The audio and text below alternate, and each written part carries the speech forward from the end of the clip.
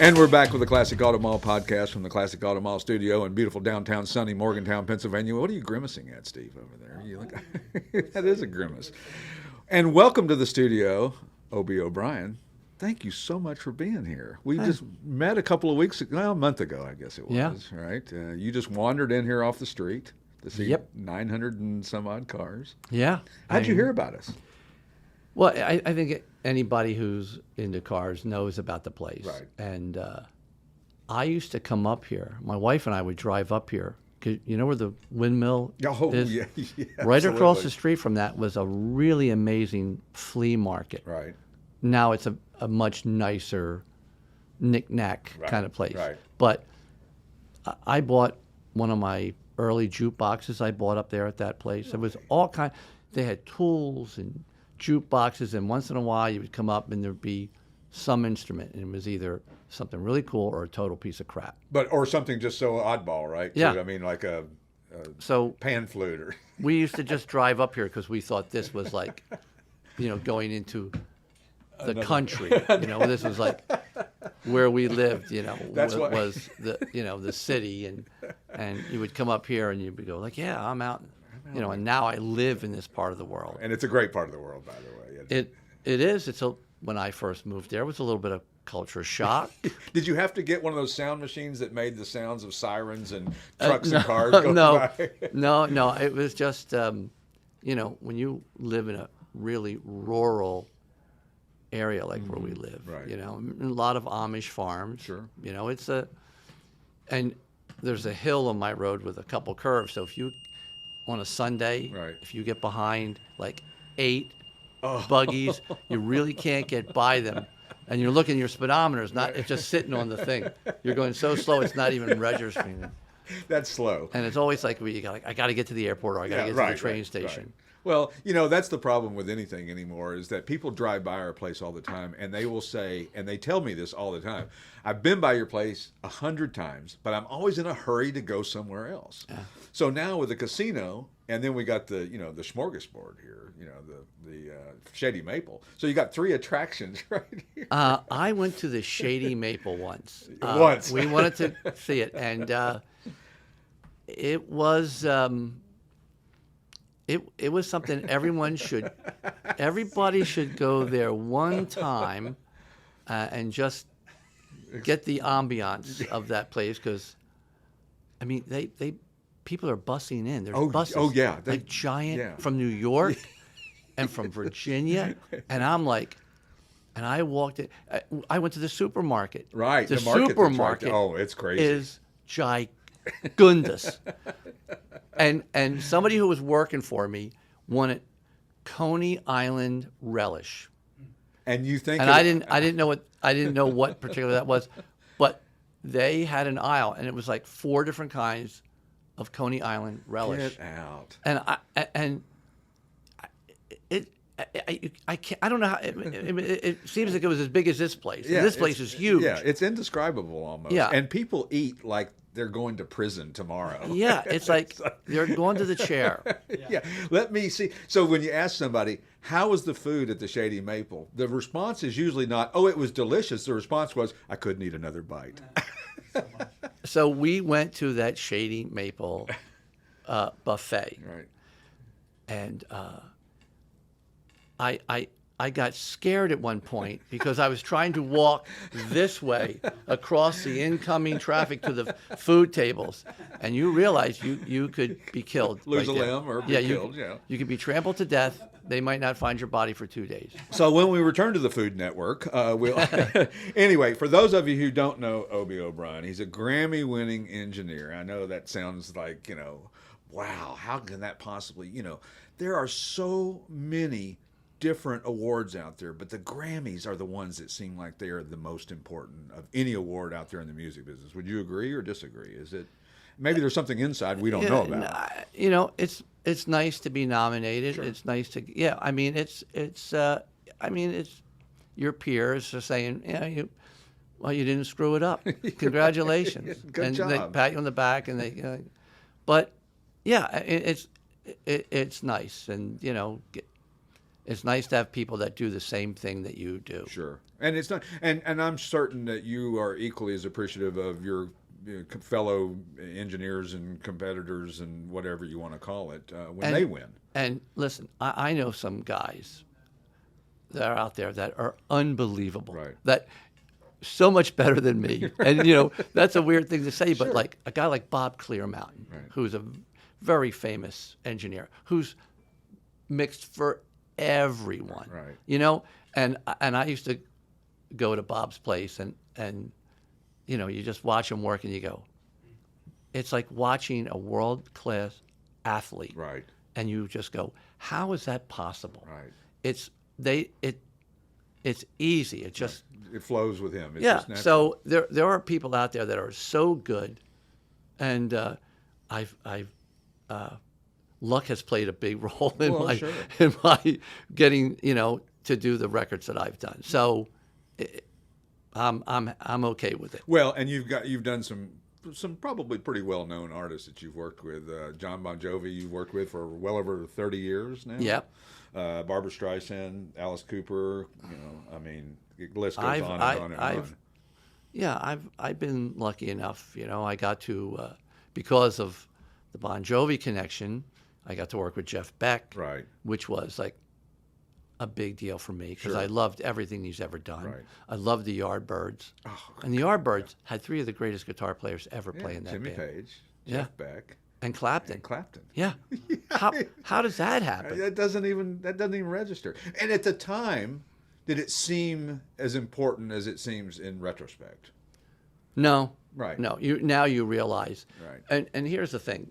There are guitar players like Eddie Van Halen, right? Right. An amazing guy. Yeah. But you go on YouTube and you see young kids and they've figured out the sound and how he played and the hammers and all that stuff. So, and they can do a great imitation of him. Right.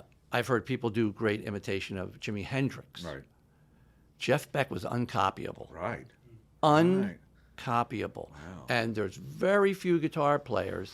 I mean, I can think of two. Right. Jeff Beck and a guy named Danny Gatton. You and I were, before we came on the air, we were talking about Danny Gatton. Danny Gatton.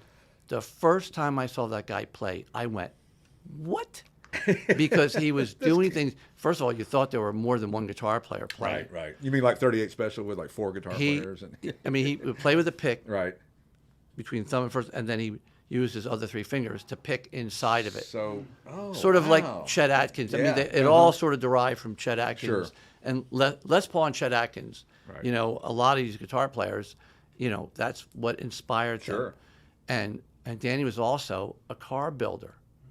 A hands-on car builder. you said. Hands-on, amazing car builder, and just a genuinely amazing, nice human being. And it's so refreshing to meet nice human beings in any walk of life. The music industry, I remember in the early 70s and all through the 70s, there was a lot of egos in the music business, and it doesn't seem like it's quite as much anymore. Is that subsided a little? Well, or I think the music business today, I work with a lot of struggling artists. Sure. Because it's hard to make money in the business today. When I started out, to get your music heard, you had to be signed to a record label, which was a tough task. And the plus and minuses of a record label were they had a distribution network nationally and internationally, plus they had money. In their coffers was money because you would buy an album remember when CDs first came out, they were like $16. Right. So if a band sold 2 million, that's a lot of money in the coffers. So the next band to come up, they would give you a decent budget to record. Right. They would give you a publishing advance for your songs. Right. And the other thing they would do is give you tour support. Right. Now, I just finished a record for a young artist. Her name is Ione, and she just got signed to a label. She's got a great manager, and people call me up and they go, you want your artist to be out on tour with Right. whoever, and then you go, well, yeah, but we have to. And I had someone offer her a tour in Europe, now you have to put the band together, pay the band, Oh my God. fly the band, Right. per diem. House 'em, You yeah. you have to get a bus, and even a D-level bus Right. that's old Right. with a driver is going to cost you in the $20,000 a month. So there's all this money. Right. How do you fund that? Now they can go and get sponsorships, but once they're on the ground, you have to get them to the venues. Right. And on nights where they're not working, you got to put them in a hotel. And you got to coordinate all this, right? Yeah, I mean, and it's it's tough. Yeah. And then you meet musicians now. Musicians now, all of them are in 6 or 7 bands because they have to. because right. you have to Right. to make money. And Wow. the club scene, the places where you can play original music are few and far between. Almost non-existent anymore. Yeah. You don't have the troubadour and the Roxy Right. and the whiskey and the It, rainbow. it's a different world. So, but I enjoy working. I enjoy artists that have enough heart to put up with the struggle. Sure. Because if they're trying to do this, I mean, they know what they're up against. Sure. It's But- not like they don't know. Right. So, I think somebody who's got that kind of like, I'm going to make this happen. Drive and desire. Yeah. I'm not giving up. Right. And that's the kind of artist you want to work Sure, with. sure. But the other side of coin is there's also a shortcut. YouTube. Well, so here's what. So there's all these streaming platforms, right? Excuse me. The thing is, how do you rise above the whatever 400,000 new pieces of music every month? I mean, it's some astronomical Right. number. And in Pennsylvania, what's the minimum wage here? Is it still $7.50? Okay. Yeah. Okay. If you want to make minimum wage in Pennsylvania Right. at $7.50 an hour, Right. which isn't much money, Right. you have to stream a song like 500,000 times a month for 5 or 6 months. Right. Just to even get Just to to that. get minimum What a wage. perspective. What a way to put that in perspective and realize how tough it is. So when someone comes to me and they want me to work with them, I go, I have that discussion of like, Right. all right, if we have to hire musicians, if Right. we have to do X, Y, and Z, I mean, just, we have to buy drives to record to, Right, or if they right. want to record the tape. Right. Tape has gotten really expensive. A 2-inch reel of tape, I think the last one I bought was $375, and at 30 IPS, that's 15 minutes of music. Wow. So maybe you can get 3 songs on there. Wow. Yeah, if you And- cut them down to 305. As Yeah. Michelle said, yeah. So you have to make sure the artist really understands what they're up against, Sure. and they're up against it. A huge brick wall, right. Yeah. So, but if they want to do it, if they go, I don't care, I'll do whatever it is. There's your guy or girl. Yeah. Person. And then at the other end of the scale, you look at somebody like Taylor Swift, Right. who's probably going to do $600-700 million this tour, and she is amazing. A young woman, and she's driving that bus. Oh, yeah, absolutely. She's making the decisions, Right. and she is incredible. Yeah. And she's a local girl from around this part Yeah. of the world, which is kind of interesting.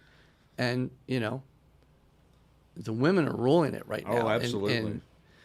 But her tour, when you look, there was the debacle of her tickets. Right.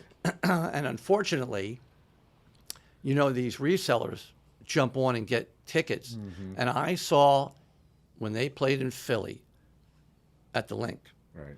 a seat, not the very top row, Right. at the back, Right. but like 2 rows down, was $2,400. That's just crazy. And, the artists are getting kind of tired of that, too, I think, as well. I think Yeah, and it's not the artist's fault. Yeah. You have to work within, there's behemoth entities that run these things, and Exactly. they have taken it over. Yep, absolutely. And, it used to be, you'd go out on tour and there'd be a different promoter everywhere you went, and you Right. knew all the promoters. Right. They were all, whatever. They Now- handled each city or town or area. Now you have one. this thing, this giant I think thing the behemoth was the in best the word. to use. cosmos somewhere. It's like they're like Amazon of The music the music business. Absolutely. You So know? when we return, we're going to find out who these pesky rascals are, and we're going to come after them with I think it's a wooden spoon that'll kill them. I think that. Anyway, when we return with the Classic Auto Mall podcast, we'll be back in just a couple of minutes. See you in a bit. Down Pennsylvania. What's that driving by there, Steve? Oh, what is that? Oh, it's a Riata, a black Riata. That's an unusual color. We get to see a window shop for cars all day long as they just drive by past here. It used to be sunny.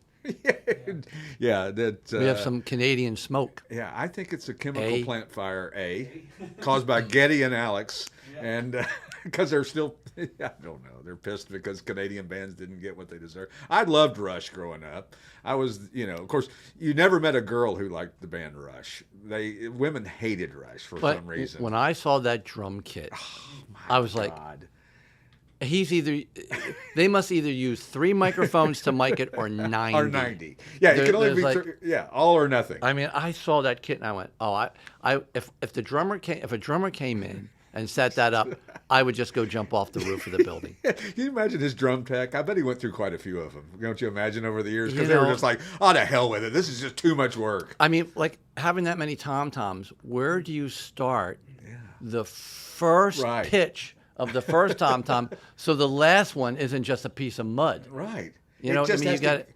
And then the way he would play them was so amazing. And that's the thing. He used everything. It wasn't like he put it up and go, oh, look at this. Yeah. He actually was a really good drummer, and he played everything. And a great lyricist and a great everything. I mean what an amazing band. And underappreciated in a lot of respects. And I get it. You worked with a band out of Canada, though. April Wine. Didn't you do some work with them? Yeah. When we had our studio in Philadelphia, Lance Quinn, amazing producer, amazing guitar player, another old friend that went to the same high school as me. Wow. And it was great. We did April Wine, and it was fun. They had one of those probably frustrating careers. They got pretty good and famous, and then they just kind of fell off, and you never really heard much more about it. Yeah, I mean, because Canada's different. Back then it was a percentage of everything that played on the radio had to be Canadian content. That's right. So you were almost assured that you're going to get airplay.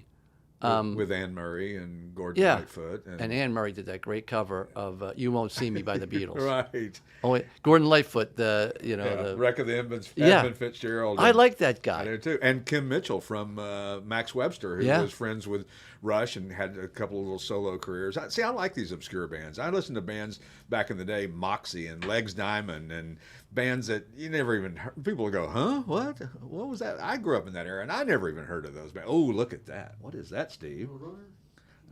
Nice Roadrunner. Anyway, we're easily distracted. That's great. You see all these cars just they're coming in, driving by. Well, usually they're coming on consignment. They're coming here to be left with us. And what we do on consignments, we tell people, we send them the paperwork, and we say, whatever hours we're open is when you can bring your car in. So we kind of forget that we've consigned a 69 Hemi Roadrunner, and all of a sudden, hello, it just pops right in. So I love that Dart. Oh, that Dart I'm is looking so at cool. that, and I'm going, that could be you. I'm like, it's a really good price. It would look good in my driveway. Yeah, by the way, those of you don't realize, this is a car show, but we've been talking music, but Obie is a car guy, too, and has been for a long time. There's a picture of you and Bon Jovi on the cover of Street Rock or Super Chevy magazine. We were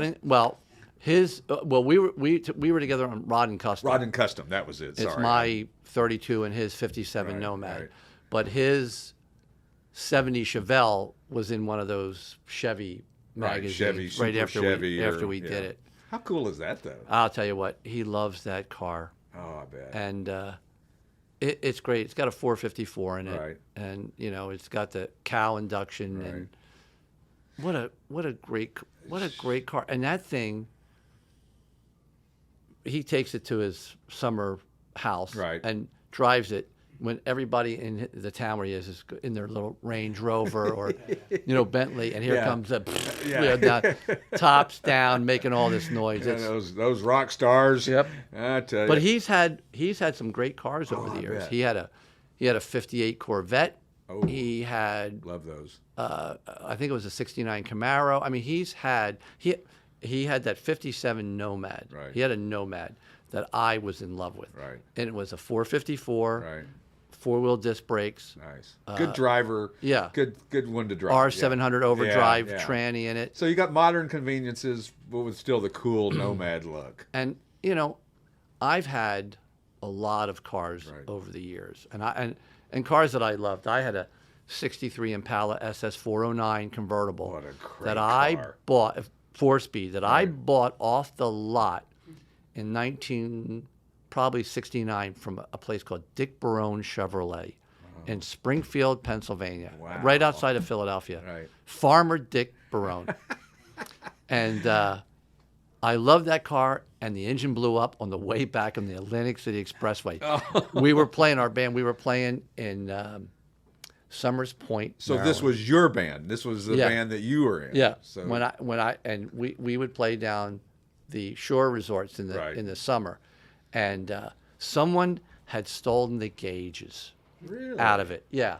That seems like a hard thing to So steal. I put a clamp on the oil line because it was an actual. It was A mechanical. Yeah. It was mechanical, and the car, the thermostat locked up, and I didn't know it, and I'm going much faster than you were supposed to be going Atlantic Expressway. And all of a sudden, I look at the rearview mirror, and there's smoke. And then all of a sudden, it starts bucking, and bang, right through the side of the block. So how did you get home? One of the other band guys we left at the same time. He was like 20 minutes behind me. He came up, and then he went and called somebody. You forget. No cell phones. No cell phones. This is 1970 maybe. Right. And we're on the side of the road in the Atlantic City Expressway, and I had my drums in the trunk, Of course. and part of it in the back seat. So you were a drummer. Yeah. And what was Atlantic City like in 1970? I mean, Well, we never did Atlantic City. We did like Ocean City, Right. Summers Point. Right. Summers Point was the hot place here because you had Bay Shores and Tony Mart's, which were the big places. Right. And we played down the street from them at a place called the Mug. That it was just great. And we had a horn band, so we had 9 or 10 people. playing covers or original? Covers. And Blood, Sweat, and Tears and stuff Chicago, like that. Blood, Sweat, and We're Tears, just The talking about Electric Chicago. Flag, Oh, which yeah. very few people aren't going to know. I have no But Mike idea. Bloomfield was a guitar player who was an Well, unbelievable yeah. guitar player. Amazing guy. But I'm going to tell you how many flights of stairs that I helped carry a Hammond C3 and 2 Leslies, Oh, which way like 2 122 Leslies. they both have mercury in them, right? They're just I crazy. mean, heavy. you're a kid. You don't know anybody. You would haul this stuff and have to walk up flights of stairs. I remember doing the same thing. I was a roadie for a band back in the day, and we had Heavy Debbie, the big case that had all the metal microphone stands, Yeah. and lugging that thing up the back stairway of a. It was. It's I fun. don't. I loved playing, but the rest of it. and then I was playing, and I wanted something to happen. Right. Because you're doing the same thing over and over again. right. It's Groundhog's Day. Yeah, expecting a different result. You're playing the same clubs, and I wanted. I didn't even have lateral movement. I wanted forward movement. Right. And I'm like, how? And the other thing, I knew I wasn't a great drummer. I was a good drummer. Right. I could keep time, and I thought I played good. But there were drummers out there that you go, okay, well. And that probably weren't signed either. I mean, good No, guys. That no, were, they were terrific musicians, and they're floundering, they're struggling, they're doing the same thing I'm doing, and then I knew people that were in wedding bands that were like in their 60s, living in a crappy apartment, and Jeez. at that point, the light at the end of the tunnel isn't like, oh, I'm going to keep doing this, and we're going to get a record deal. No, you're not. You're 60, you were in a crummy tuxedo, and you're playing in a wedding band, and there's a lot of really good musicians that ended up in that position. Right. And I got a phone call from a player who I played with in Philadelphia. I don't even remember his name, but he said, "You want to go out on the road?" And this would be in This is 1971. right. And I said, "Well, who is it?" And he goes, "It's a carnival.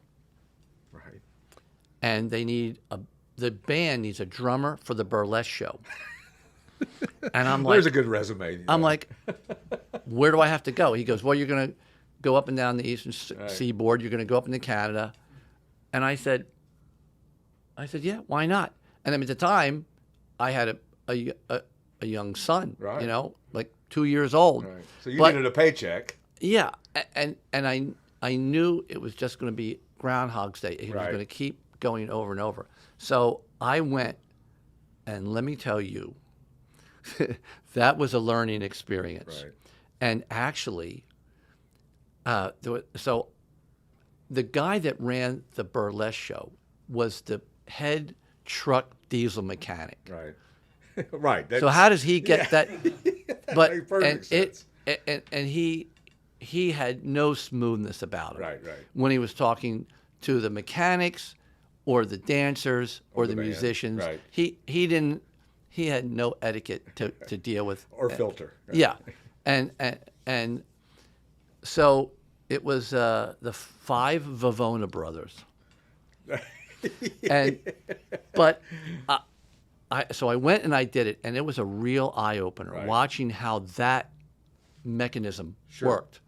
It was a rock and roll tour without the rock and roll band, Yes, right? yeah, and what you had was we had the Wall of Death, the motorcycle guys. Oh, I love the Wall of Death. We had all the, and it was a huge runway of, it was a Sure. huge fairway.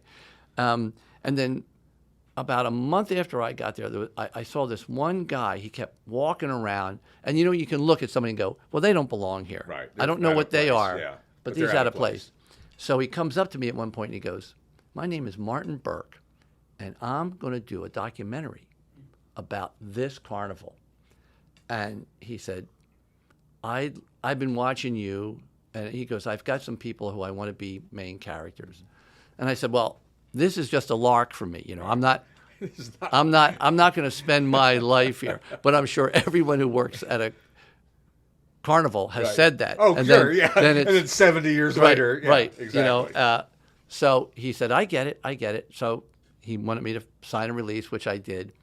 And that movie came out, and he took me to an art house in New York to see it for the first time. Right. And I was dying because I have a big nose. Right. And when I looked at that screen, I went, oh my God, what is that thing in the middle? But it's actually, some friends of mine have found it. It's on Amazon. You can buy it. Oh my God, how funny. I think it's $3. Yeah. Carnivals Carnivals. by Martin Burke. Plural. And there is a trailer out there somewhere, and it's me, and I ended up with one of the strippers / exotic dancers, whatever you want to call when them. you say ended up with. Which was, it was, there was a lot of moving parts to Right. it. I got it. But Say no more. so she and I are in it a lot. Right. Like, And is it you talking about the experience, or is it just talking in normal conversations? well, we were both married and both had children, Right. young kids, and it Right. was like talking about that, and all I wanted to do was be in.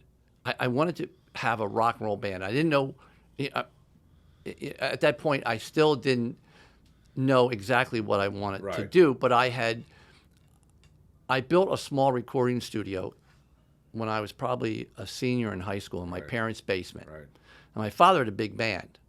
He had a big swing band. Really? And they would play on Steel Pier. Yeah, I've got pictures of my father's. It's like Gene Krupa, Freddie and the Dreamers, and then Bill O'Brien Orchestra. And what did he play? What did your dad My play? father was a drummer. Oh, and that's why I that's how played you drums, become- because right. the drums were in the house. It didn't cost any money. Yeah. They were already there. I can beat on this. Yeah. Right. And and I wanted, I was looking for something, but my father had an early Sony tape recorder, Right. and it had it. When I was reading the book on it, there's this thing called sound on sound. I'm like, what is that? You could record on one track, play it back, record to that other track because it had a sync head, and it would be in time. Wow. And I was like, so I went to the library, Fantastic. and I got a bunch of books on recording. And at that, we're talking the 60s. Right. So the biggest tape machine that was in there was a 3-track. It talked about an Ampex 3-track machine. Right. but I understood the technology was the same as the Sony, except there was just that head stack was bigger, Right. and it had another little gap in there. Yeah. So I remember thinking, oh, you could make this 8 tracks if you want. Ooh, 8 track, 8 how track. cool would that That'd be great. You were way ahead of the curve there. Right? So I read about that, and then I got a couple books out of the library about acoustics and studios. And back then, in the book, you would see a studio, and it would have those tiles, the perforated tiles on the wall. Right. You know, and it was archaic. It was everything was dead. But I built something in there to record my band, and I bought. Anybody listening is not going to remember this, but Lafayette Electronics. Right. You could buy a microphone mixer that you could put 5 microphones in for $12.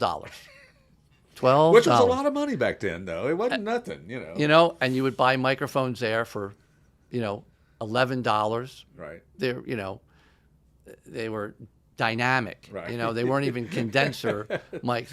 But I made some recordings at the time. I said, well, this is pretty good. Now, I didn't have any EQ or compression, so I didn't have a lot of the stuff tools, you use. But I was able to get something that approximated a mix out of it. Right.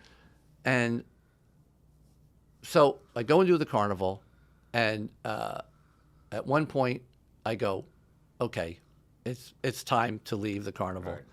Right. And I came back, and I had feebly attempted to write a couple songs, because everybody thinks writing a song's easy. So easy. It's just a pen Moon, and a June, spoon, balloon. Hey, Love. all I got to do is rhyme a couple words. It's the most difficult thing in the world. Because every song is in a dictionary. Like every song, every word ever written is in a dictionary. You could just get it from there. Well, and here's what it is. Songwriting Right. is the last magic on this planet. I don't If you're going to build a house, you go get plans. Right. It tells you exactly. You need this many laminates, 2x10s, 2x6s, many plywood. nails. Yeah. Great. You sit at a piano. Right. There's 88 notes. Yeah. What's the first chord you play? Right. Okay, there you got that. What's the first melody note that you hit, that you're going to sing inside of that chord? Right. What's the first lyric that's going to be undeniable, that's going to make someone want to pay attention to the story you're going to tell them? It's incredibly hard. Yeah, And- you look at Neil Young After the Gold Rush is a great example. It's the simplest song you could ever find. Carole King stuff, simple as the day How about is long. Carole King? Yeah, one of the Tapestry. Oh my! And I'm a heavy metal rock and roll Van Halen guy. And Tapestry kills it. I love it. I listen to that record every once in a while. We pull it out and we listen to it because it's unbelievable. She wrote Pleasant Valley Sunday that the Monkees had a hit with. I mean, that's right. I forgot about that. Goffin and King. Yeah. All the songs they wrote for other people. Absolutely And amazing. I've been lucky to be around unbelievable songwriters. Right. And it is truly, when I used to watch how it came together. Amazing. You'd be like, this is unbelievable. So I tried writing something. I don't think it was very good, but Well, had we heard it? no. Okay, no, then that tells you. But, my family members have heard it because I forced them to listen to it. Driven it into their heads, right? But so I hired great musicians and went to a studio up in North Jersey, Right. and that was a 16-track studio, 2-inch tape, Right. 16-track, with a guy who was a very well-known engineer, Ed Stasium. Right. And when I was done that session, I went, this is what I want to do. This is my path. This is my pathway. Anyway, when we return, we will continue our conversation with Obie O'Brien and talk about maybe some rock star moments and maybe some more car stuff on the Classic Auto Mall podcast. We'll be back in a couple of minutes. See you.